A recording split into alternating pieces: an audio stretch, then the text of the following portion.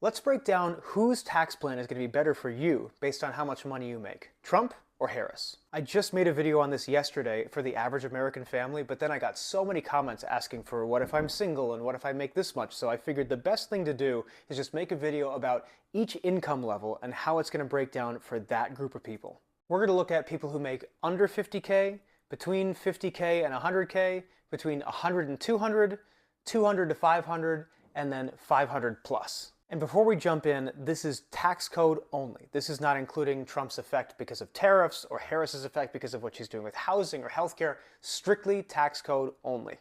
Before we jump in, I always get questions about my sources. This is from the University of Pennsylvania Wharton School of Business, of which Donald Trump is an alumni. They have a department that's specifically focused on looking at government policy and how it affects people like you. So that's where these numbers come from.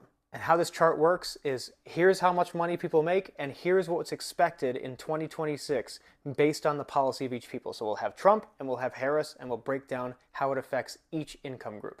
Let's start with people making under 50K, and let's start with Donald Trump. So Donald Trump, in these first two lines, you take a look right here, it's not a major benefit to folks who make under 50K. It's less than $1,000 difference between today and 2026. Whereas for that same group, in Kamala Harris, we have a major difference. She's going to give you about a plus $2,000 benefit versus what Donald Trump's tax plan is going to do. So when it comes to people under 50K, unquestionably we start out with advantage Kamala Harris. Now, if we're looking at people who make between 50 and 100K, we're kind of looking at the third line here where the average out is about $81,000. You're looking at about a $1,700 increase between what you'd expect today versus what you'd expect in 2026 under Donald Trump's plan. So for Kamala Harris in that same group, you're seeing about $2,100 versus $1,700 for Trump. So a smaller advantage, but an advantage nevertheless for Kamala Harris. So pretty much the bottom line is if you make under $100,000 a year, Kamala Harris is going to get you more money than Donald Trump will. And yes, while the difference is a couple $1,000s, for folks who make less than $50,000, even less than $100,000, that $2,000, $1,000, it definitely is felt more than folks who are living up in this echelon making millions who wouldn't even notice the difference. So now if we're looking at people who make between $100,000 and $200,000 a year, we're kind of looking in this fourth and fifth line, somewhere in between there, and you're starting to see where Trump is really starting to make inroads here. Now, you're going to notice a trend that's going to start coming up, is that the more money you make, the more benefit you're going to get under Donald Trump. And that trend starts right here.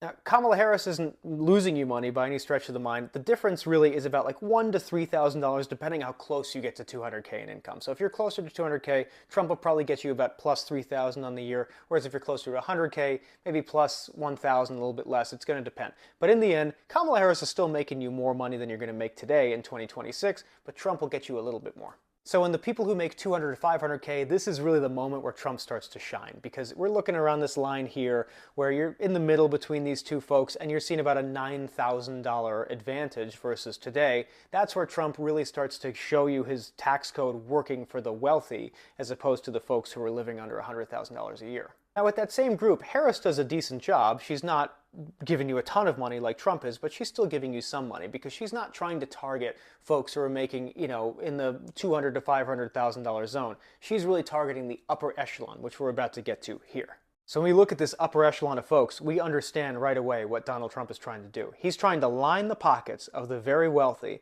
in the hopes it'll trickle down to these people that he's pretty much neglected with his tax plan.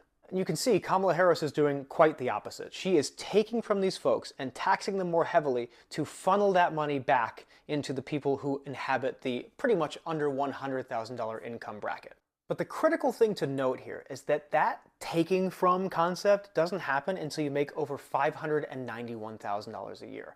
Now, I think this is really the difference between Republican politics and Democratic politics. Republicans think, no, you got to line the pockets of the wealthy so they can trickle it down to the lower class. And then Harris's approach is, no, we need to ensure that the lower class can make more money, guaranteed, because these folks already have a ton of money. They don't need more guaranteed money from the tax code.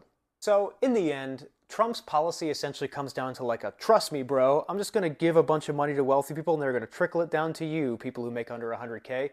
But Harris's plan is essentially going, no, don't trust him and the wealthy people. Just let me build a tax code that guarantees you the money that he's promising you in the back end. Which to me makes it abundantly clear that if you're voting strictly on the issue of who is going to put more money in my pocket based on their tax code and you make under $100,000 a year, Harris is your vote. There's no question. But if you're a wealthier person and you really just want to make more money and that's what your vote is for, Trump is your guy.